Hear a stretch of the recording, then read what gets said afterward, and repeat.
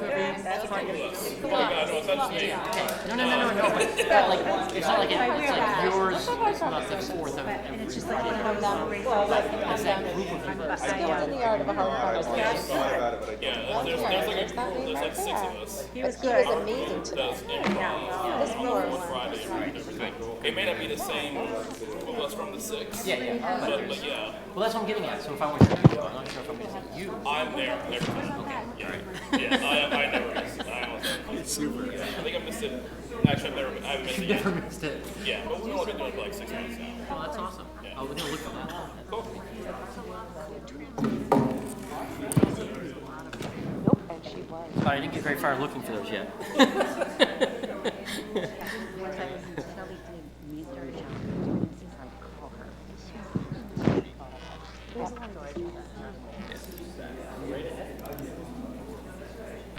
Because of that, that has. Oh, good. I love it. Rose has done it. Here. Do you have a pen? You good? Hi, how are you, Karen? Awesome. Awesome. I think you were just here. It's like your second home. We're two dynamic duo. You know what I mean? But it's good to have that. Wow. Wow. Not Friday, right? You couldn't. Katie and Yeah. Yep. Wow. Yeah. There you go. That's it, right? No. That's what motivates. That's right. But, all right, you're so like, yeah, I that like has you made people. it hard. So I think that, even though we're on this. Yeah, it's I okay. feel like you kind of have to constantly remind people. Yale playoff game at 7:30, Mark, but no pressure. You know, and there are things we need to talk about, like, you know, we talk about like That? transparency. We have a preliminary playoff game, hockey, at 7:30, but no pressure. Actually, tonight we're going to be able to do it. Okay, excellent. Of course, if we win, we play your alumni, so. There we go. Yeah, that's a I don't know. This year is not. Is it yours? Anything could happen. So. children, the first one coming through EL. Oh. There, Oh, there it goes. absolutely. Oh, see, there you go. No, and I think Yeah, it's doing I'm it. putting you that you're representing the Auburn School. and Oh, I didn't feel that. You're on. The We're, mics we're, are on. we're late. Yeah, I didn't realize Hey, we're. we're on. We're with you now. Is it jittering still? Is it still doing that scrambling? The video? It did a little bit, but it seems to be somewhat stable at this point. So. Before, I do want to say to the community, thank you to Dave and Paul Frazier in New England Communications for all their hard work in the last 48 hours to get the school department, the city back online for our phones and all our connectivity. So we, knock on wood, are back on. So thank you to all the hard work by the city and school IT people. All right. Well, thank you all for making it tonight. As Katie suggested, trying to get folks to a hockey game at 7:30. I think we've got actually a pretty light schedule tonight, so I think we may be able to actually accomplish that. So our agenda consists of just, again, quickly pointing out where we are in the entire project schedule itself. A quick update on a few of the subcommittees that maybe have met, if they've got any updates to provide us. I know fundraising, communications met this evening. I don't know if anyone else met. I think that may have been it. So, and then what we've been doing is a lot of coordination amongst our design with both the architects and the engineers. That's not something that's easy to show all of you because that's just a bunch of columns that get moved and ductwork that gets coordinated in the building. So it's a lot of systems development, but one thing we have been doing is progressing the interior finishes to a degree, and so we'll share the next iteration of that with all of you tonight. So, and they're hot off the press. They're like progress renderings, but they're kind of interesting in some ways. So share that with you, and just sort of again looking forward to next steps. The other thing that think we just want to also touch on is this buzz in the news these days regarding construction costs and what that might mean for this project and how we try to control or handle that. So we'll address that item as well. This was kind of our milestone calendar to get us to design development. So that was really this big effort in the first part of this phase of the work that went from right after the referendum till the end of the year, which we call the design development phase. And so a lot of decisions have been made. You've seen, I think, the results of most of all of that work. Now we're in the construction document phase. And so if we look down at the sort of large oval at the very bottom, it says construction documents January to October 2020. That's kind of where we're in right now. And so it's a lot of the detailing of the building itself. It's not stuff that requires a lot of input. It's now our job to go out and size the structure and size the building systems, and so we were doing a lot of that even today. We're working on how do we get water, gas, power to the building. We have a electrical system that has 2 transformers and requires actually 2 generators, backup generators, to keep the system going. So and so a lot of that work is ongoing, and we'll be engaging with regulatory agencies as we sort of move through that. So we're getting ready to submit to the planning board, and so that's a level of detailing how the site works and how it mitigates stormwater and how we accommodate parking and site lighting and a lot of the site development pieces. So that piece will be coming up.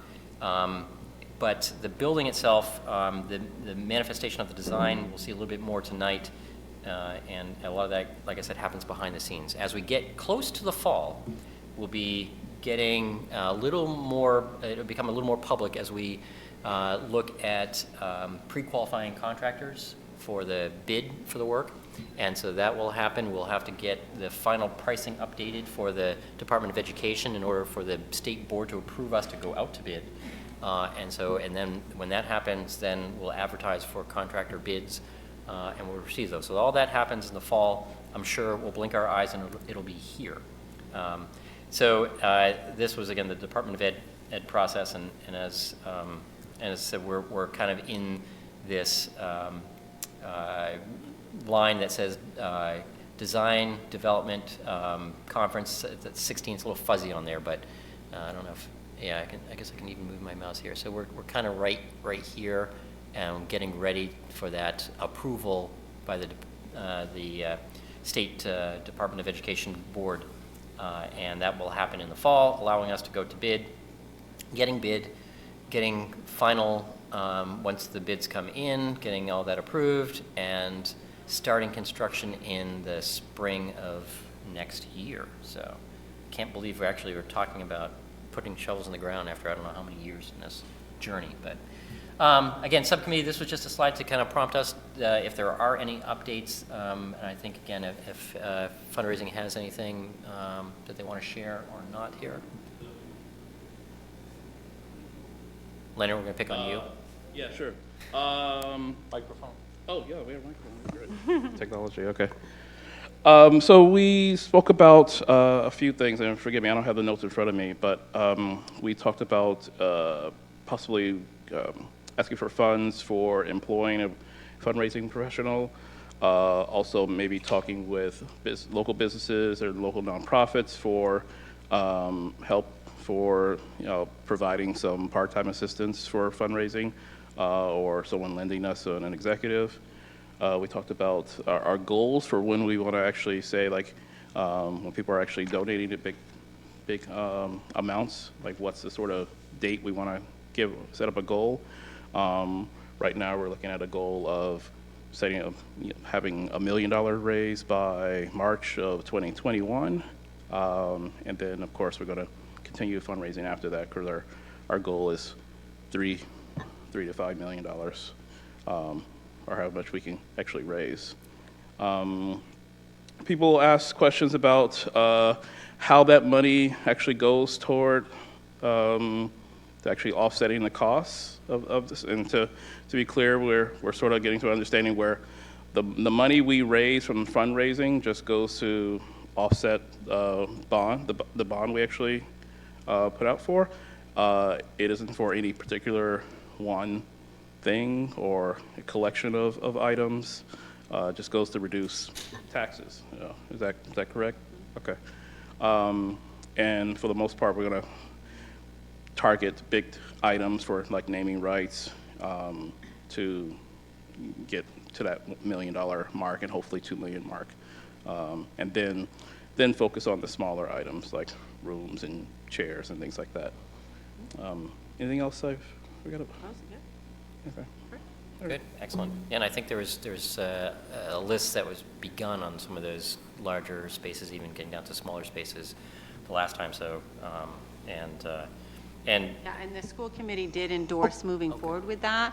We're not 100% on the how long a name would stay on. So we did talk about that Sanford has 10 years, Mount Ararat has 25 years, so we're going to have to keep talking that through.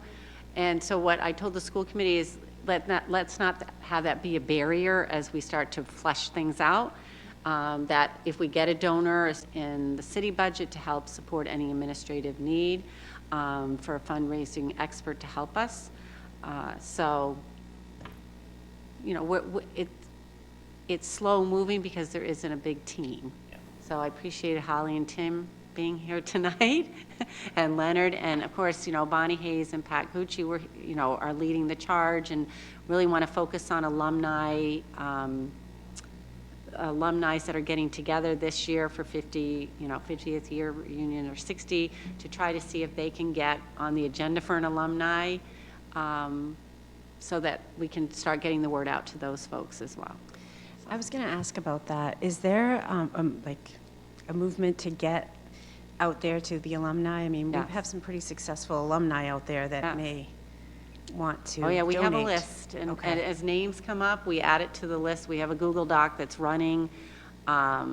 So people who have said, have you asked this person? Have you asked it? We add it to the list. And then it's assigning people to try to make a connection to get in front of the person. Okay. So, So it's yes. not like a mass list of this class, and, okay.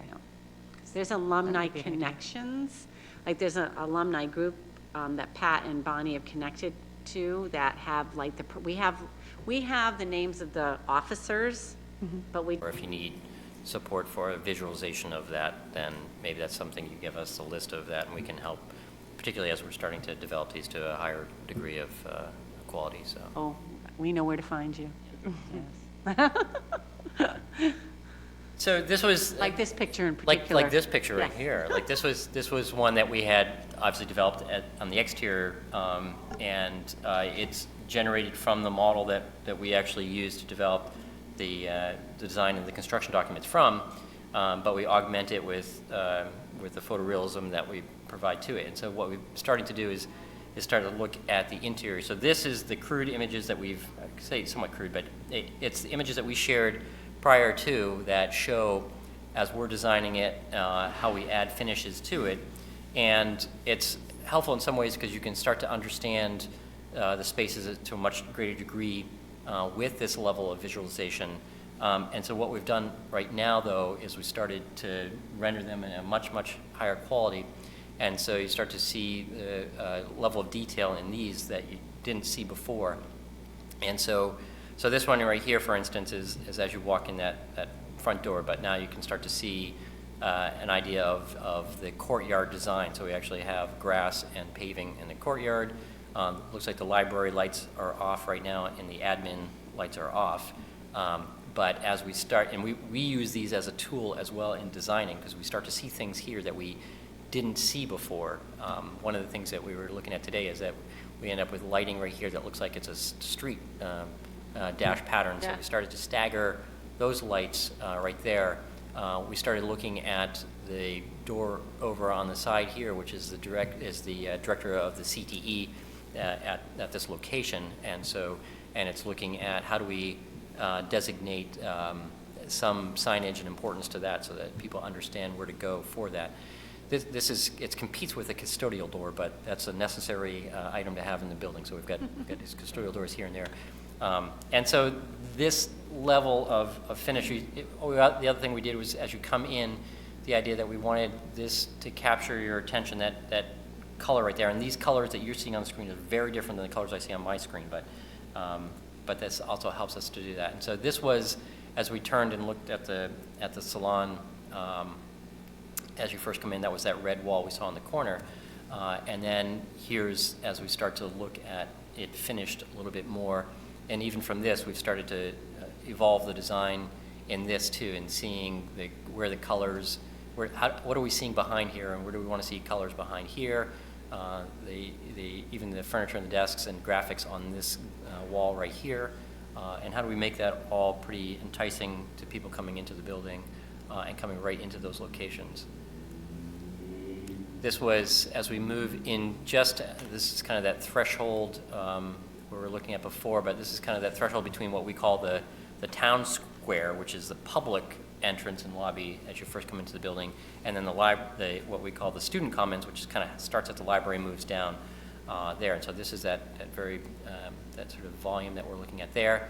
And so again, the lights are off in the library. We'll turn those lights on soon, but you start to get a sense of the volume in a better way with this than even in the previous images. And so we can see the community stair and how that comes down. And what we started looking at here is that we wanted that wood that warms up this space to actually continue on this piece right here. And so we're starting to look at that we're going to carry that up through here.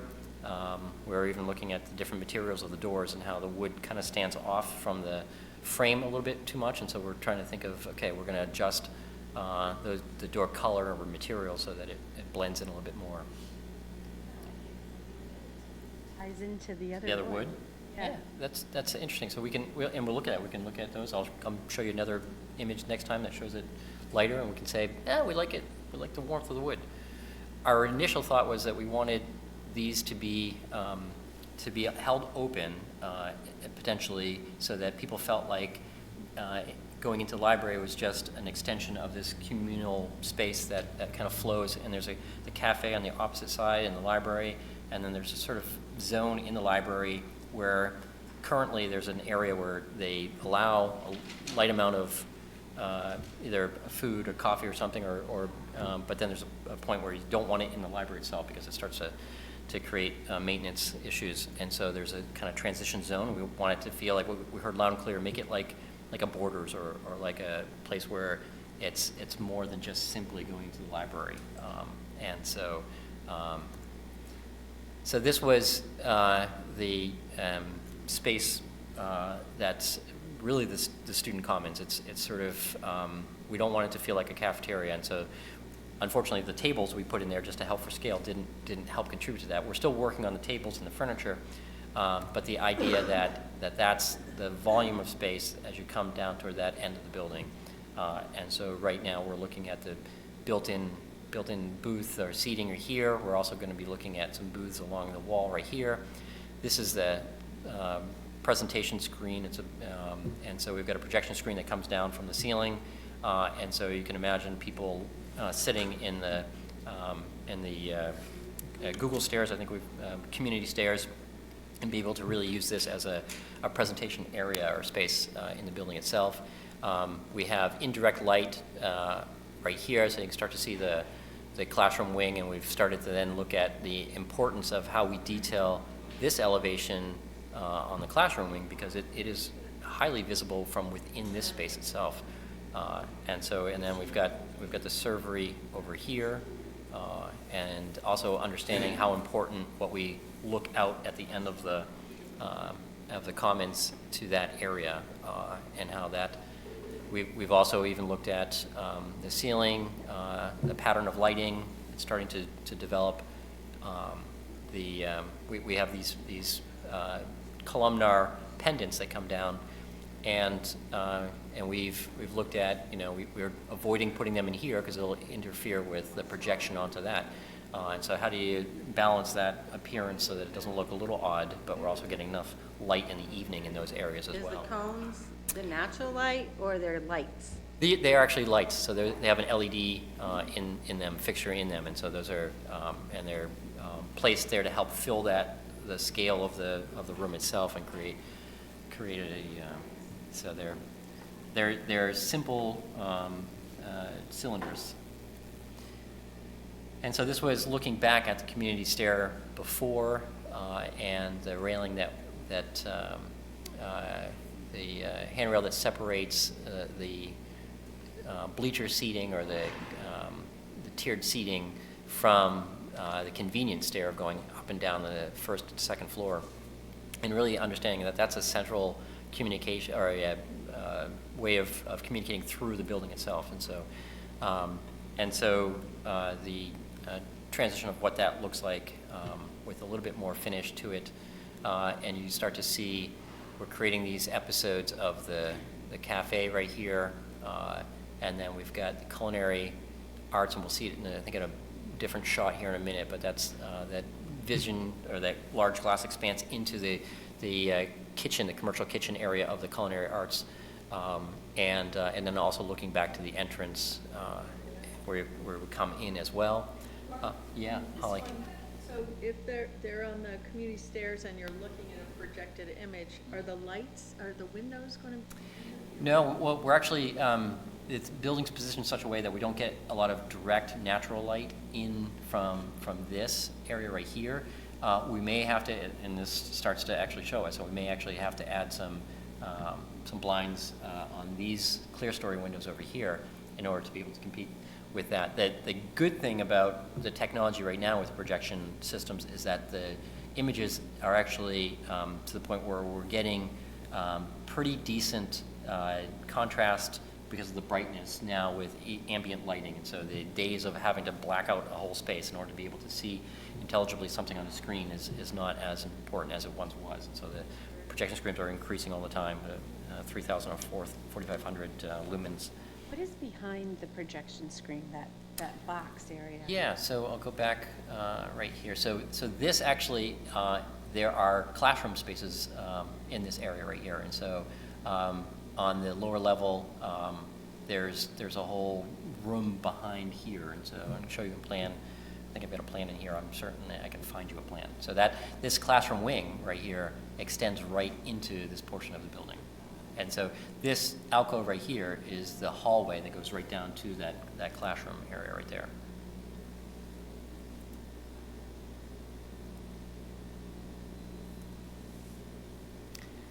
And so, again, that's this idea of a storefront presence for the cafe.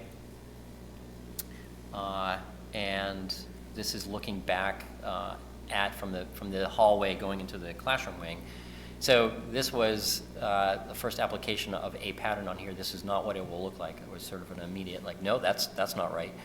So that'll be a more solid material, solid color right there, and it'll be more horizontal application. And we also sort of felt that that it was going up too high, and so we brought it down a few feet here, and so that it kind of clips it over there. This is not the ELHS Cafe. We've been thinking is that this is really the cafe, and we've got to figure out a clever name for what this is, but this is really the servery where lunch is breakfast and lunch are served out of here. So this is the primary serving area.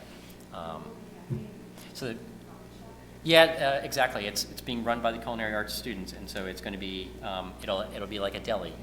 You'll have deli sandwiches. It'll be pastries. It'll be coffee, and so it's a lighter fare, and so it most likely isn't going to be run as frequently, certainly as the schedule of the regular meals that are served out of the servery and the kitchen.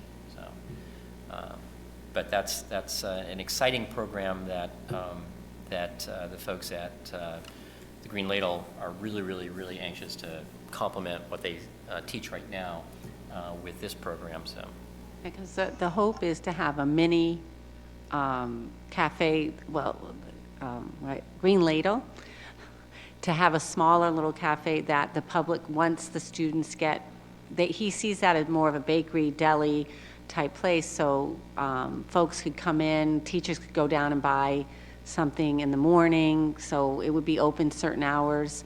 And of course, we're going to work on competing against the lunch program, because that will come up.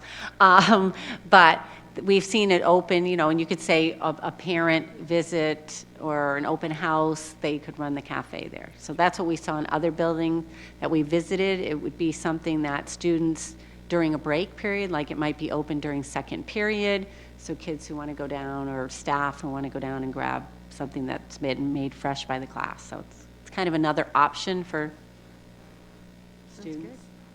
Absolutely. Yeah, exactly. That's right, exactly. So these were the classroom nodes, as we've called them in the past, and so it's the idea that that it really provides this flexible breakout space, and in addition to the space that clusters around, the classrooms cluster around this, there's some aspect to getting some natural light into it. There's, you know, writing surfaces that they can use. There's projection systems that they can use. There are lots of places to plug in all their devices.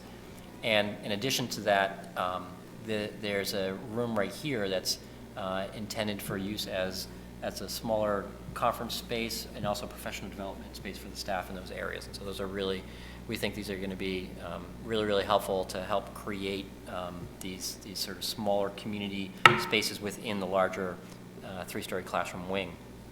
And so the green is a little shocking, and it's a lot less shocking on mine, so please don't, I know the last time I got like the yellow, what was that yellow? But so the idea, though, that that we're looking at creating a little landing spot. We've started populating it today with the different types of soft seating that we want to have in here. So we want it to really feel like it's a comfortable place that students want to stay, study, do it in a way that there's lots of supervision on it too. And so I know there's sort of an aspect that this is culturally a really different way of thinking about spaces outside the classroom. Right now, the idea is how do you control, or I don't know if control is the right way, but how do you encourage good behavior in the school? And but one of the ways that we think is to really give students agency, allow spaces like this to serve as informal spaces, gathering spaces. And so it may not be that it's used all the time, but we think that's a great opportunity for these to be highly successful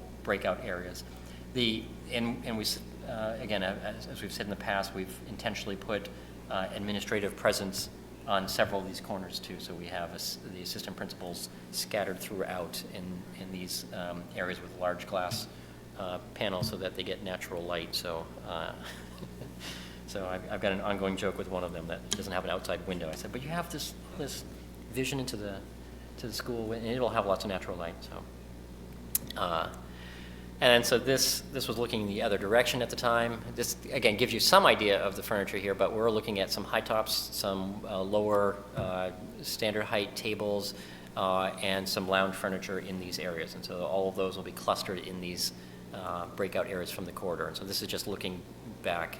And the idea with all these is to develop a wayfinding system so that it will tell you which side of the building you're on and which floor you're on. So it'll be very easy for you to understand that, oh, I'm on 1A or I'm on 1B, and so the color and that a strong bold graphic that says what level and area you're in immediately helps you understand, yeah, that's so that you're not this sort of disoriented level of walking in a building and not knowing where you are.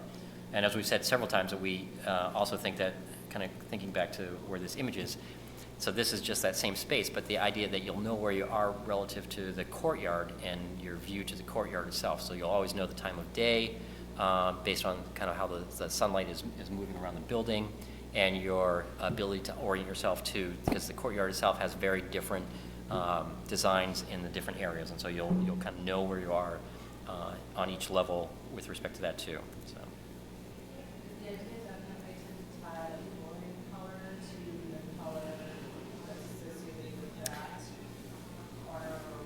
Right.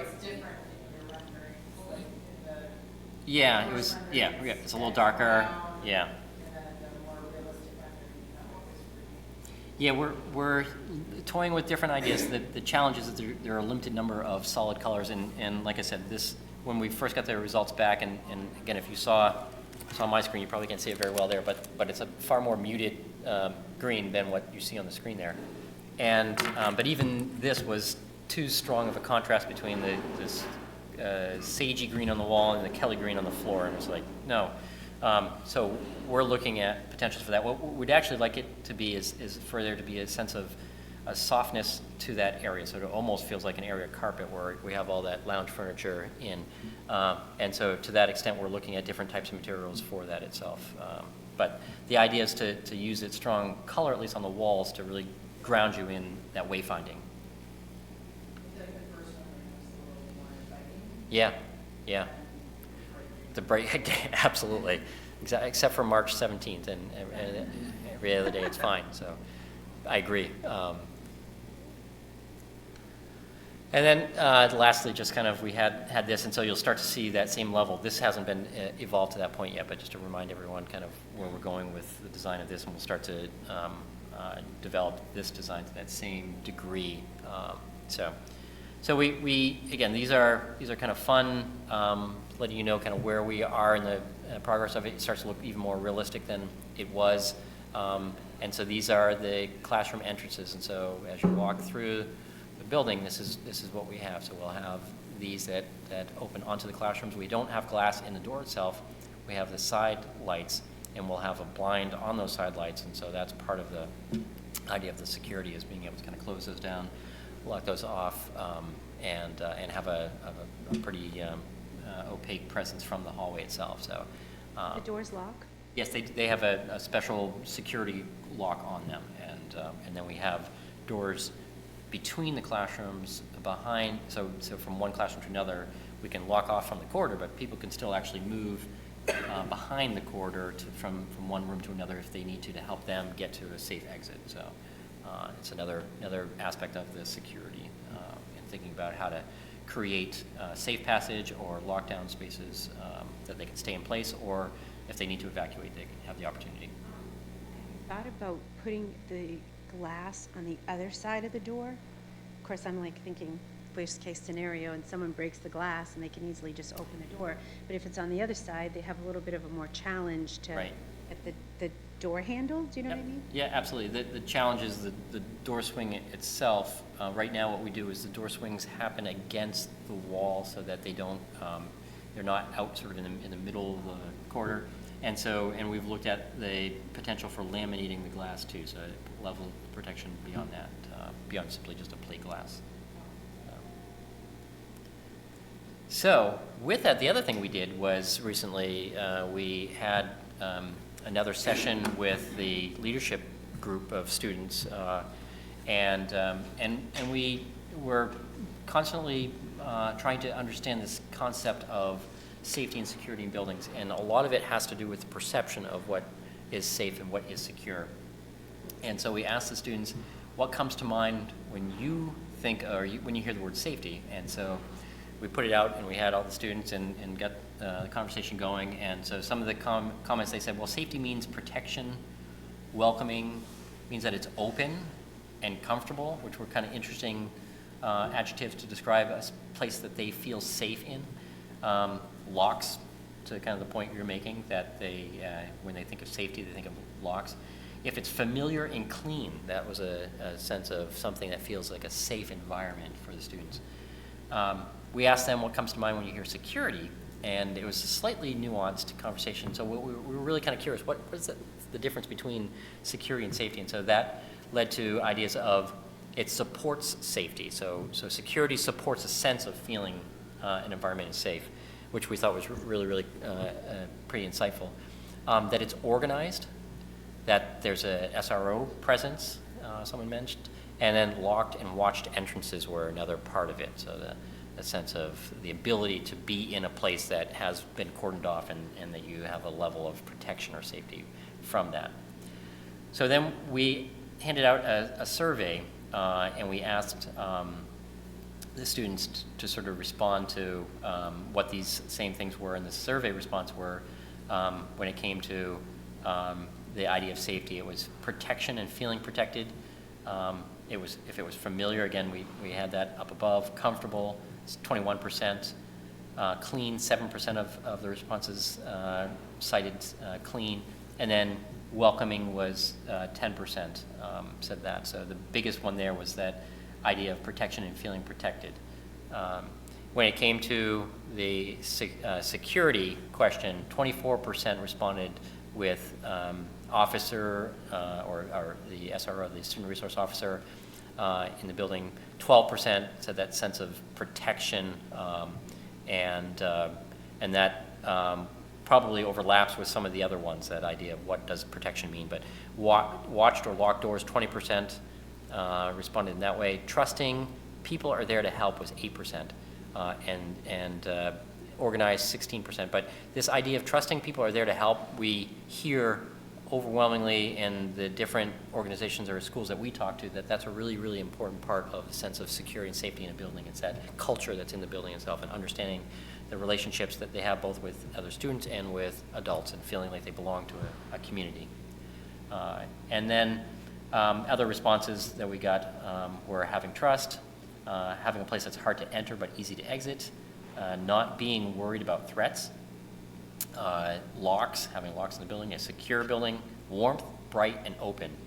And then on the security side, having procedures in place, prevention. I'm not sure the connotation of prevention in that respect, but as it relates to security, I think the idea that that you're preventing things from happening, that it's not necessarily in the moment, but it's having procedures in place to prevent something from happening.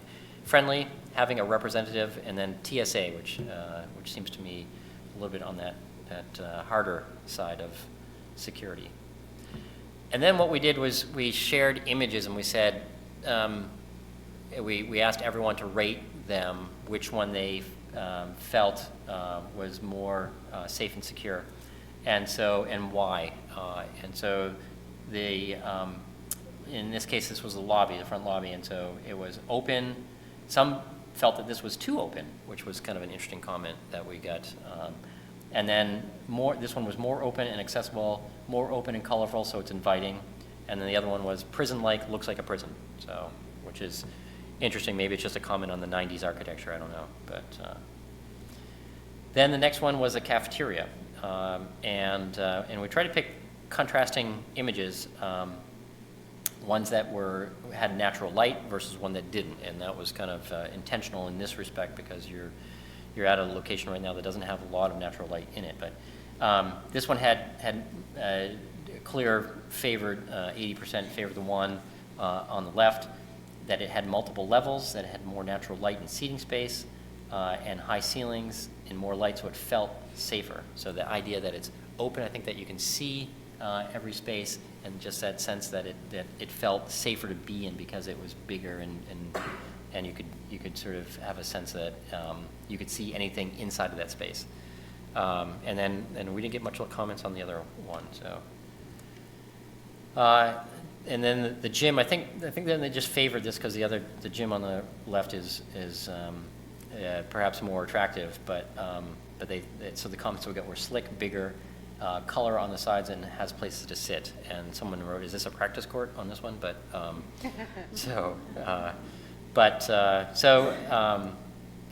the hallway, and so yeah, yeah, right. That's funny.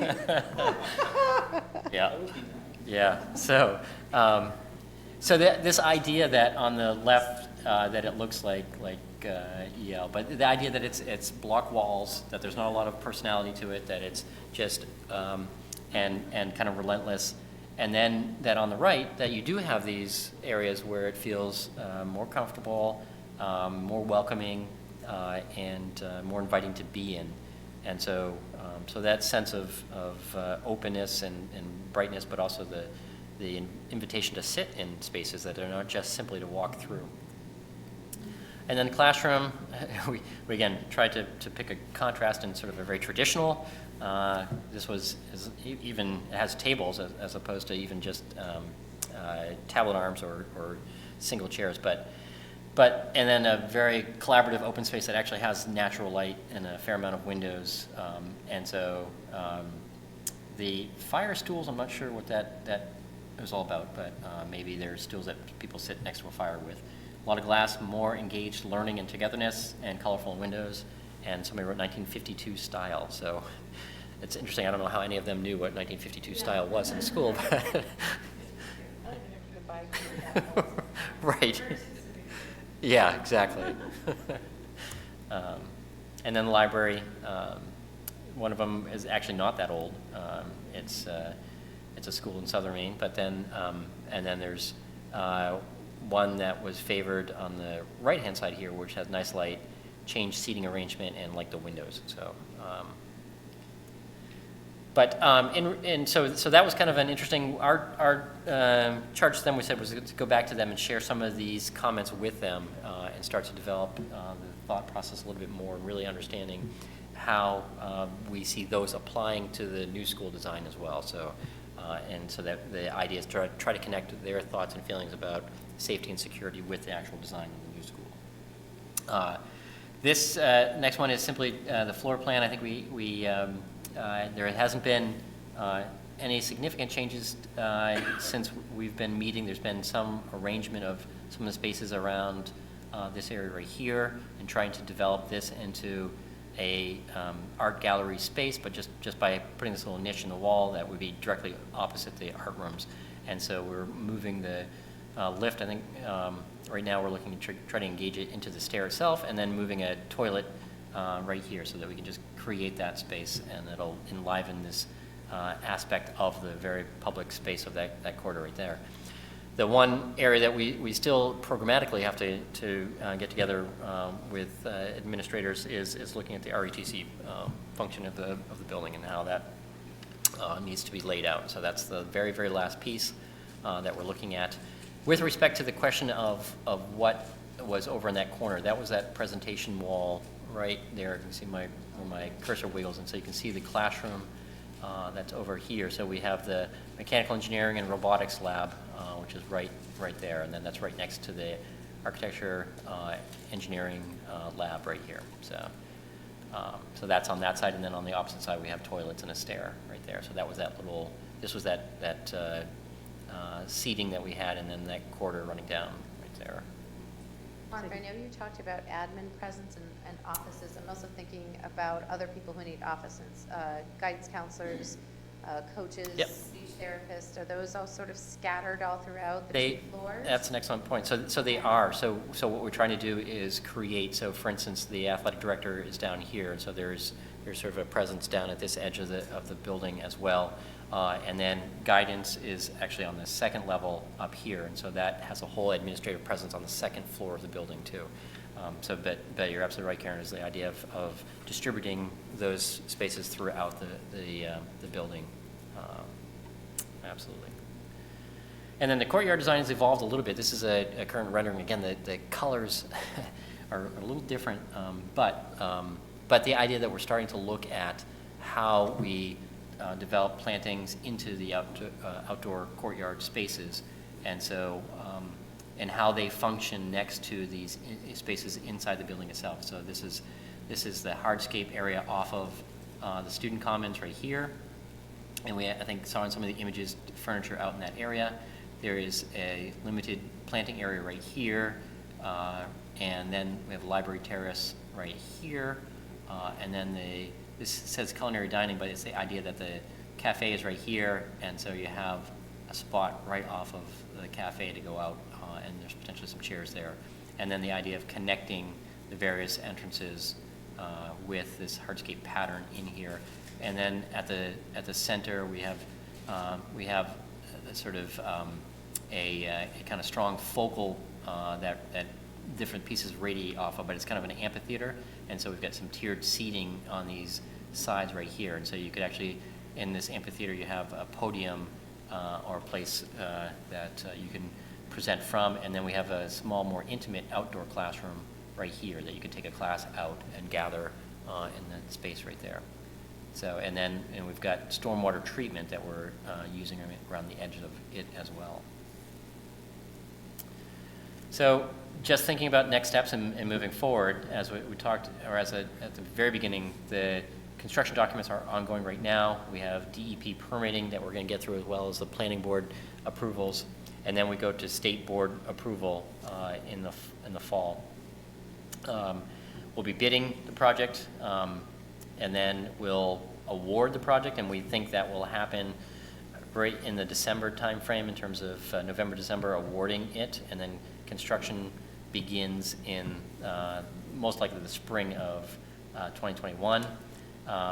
And so that's when the final funding approval occurs, and then we actually start construction with the building looking at like a 24-month construction starting in the spring and ending late spring of 2023 to allow the summer to be able to move everything in, get everything commissioned and set up to go.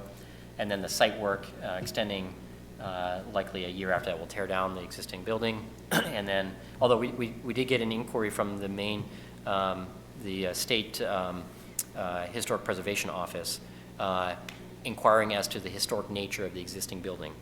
And so, as an example, I suppose, of post-war architecture, and so 1960s.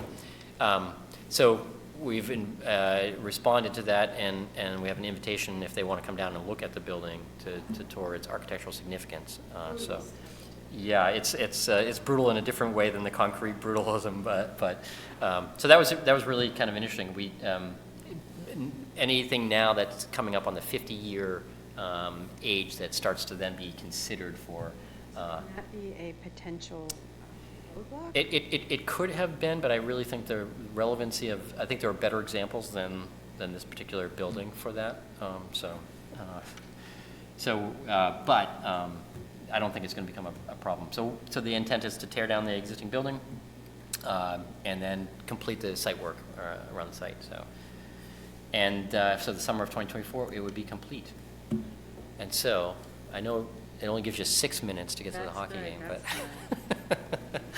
but any questions, I guess, in terms of where we're at right now?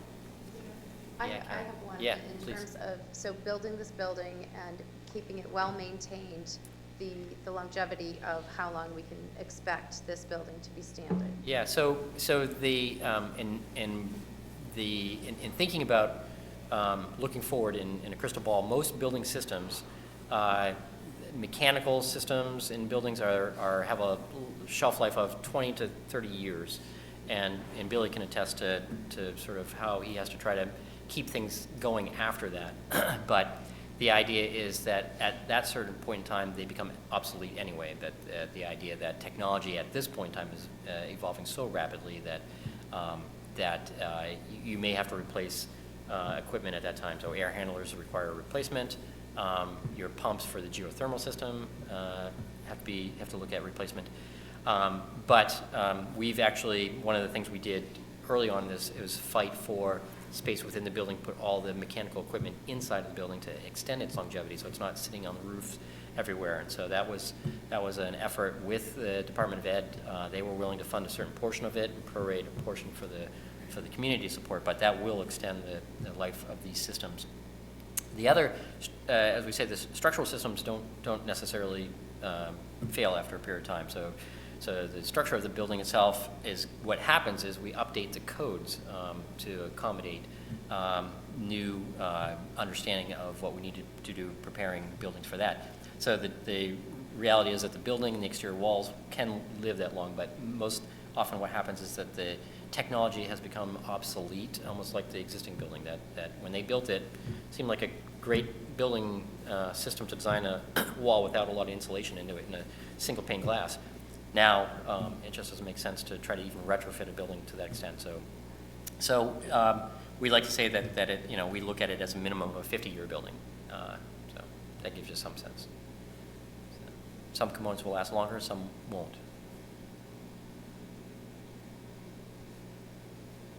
And with that, I'll encourage everyone to make sure they sign in to the sign-in sheet.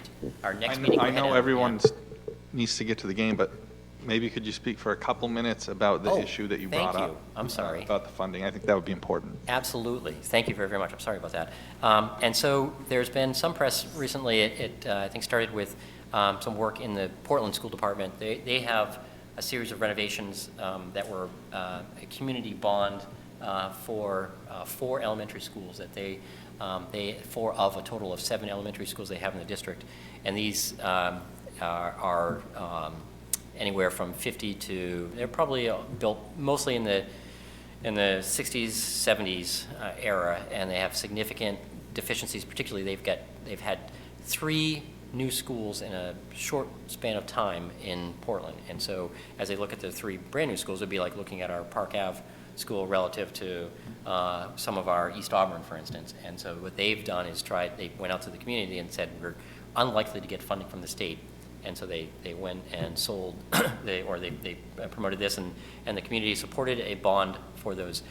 And right now, during the course of evaluating the funds available that were voted for with what the proposed scope of work is, there's an understanding that there's a tremendous difference in the pricing of that. Construction costs have risen so much that they simply can't afford everything that they suggested they wanted in it when they developed the bond and the pricing for the bond.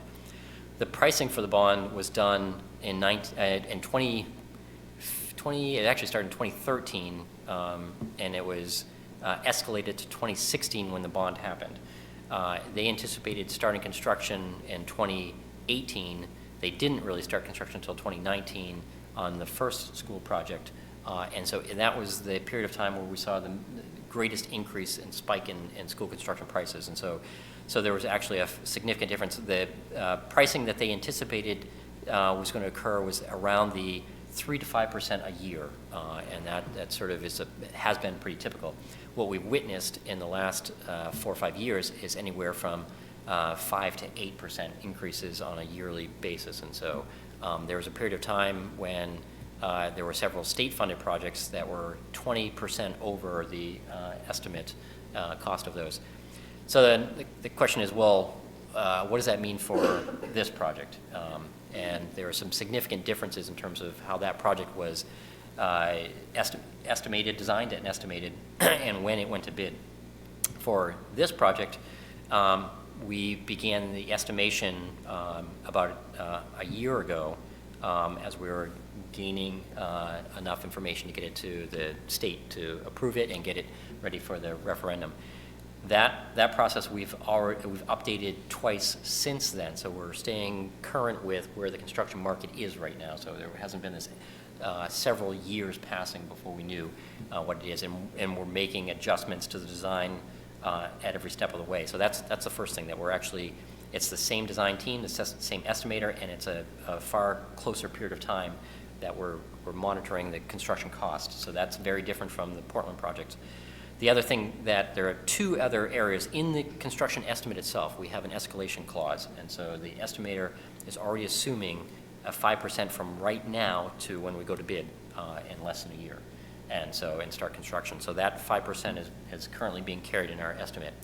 In addition to that 5%, which when we're looking at the building costs, that 5% is around $4.5 million dollars. So that $4.5 million right now is our escalation contingency. In addition to that, the state requires us in our project budget to carry a 5% bid contingency, and so that's about a $5 million allowance right there. And so that is to accommodate any fluctuations in the market between now, just things that anomalies that we can't predict. And so between the 2 of those, we have somewhere around that 9% of the total cost of the project. And so that is intended to absorb any of these impacts in the pricing between now and when we go to bid. So it's a very, very different scenario than where we were. And I think, Katie, you were even trying to think if I missed anything that you had connected with the Department of Ed on, but I think that largely accounts for it. So that doesn't mean that we don't know in the crystal ball that markets do funny things, and who knows. But the other thing that the state did say is that in a few instances, it has happened where the cost of the bid that has come in over what the even with the contingencies were, and in those cases they'll work carefully with the design team and all of you evaluate how to move forward to have a viable project. And so it's, like I said, it's happened in a few instances. The first step is to say, okay, what can we live without that isn't essential? The second thing is, in one instance, the state actually funded more money after the school did extreme measures to get the cost. That was in Caribou last year that they had a project come in significantly over budget. So we have advantage of location over Caribou. We actually have a good supply of contractors in this area relative to the pool of contractors in the state. But right now, we're still seeing a very, very heated construction market with a lack of subcontractors available for several trades. And so it's another plug for these great career technology programs and getting students engaged in those that can go out and find really, really well-paying jobs that we need. So, thank you, Adam. Yeah, absolutely. All right. Can we address the, Yeah. can we address the article of making sure we stay within budget? Yep, absolutely. Thank you. Yeah. So yeah, we're coming through. We're in concert with the state right now and coming through the design development budget, and then on top of that, we'll have another one during the construction document phase. So good. Excellent. Thank you all very, very much. Thank you.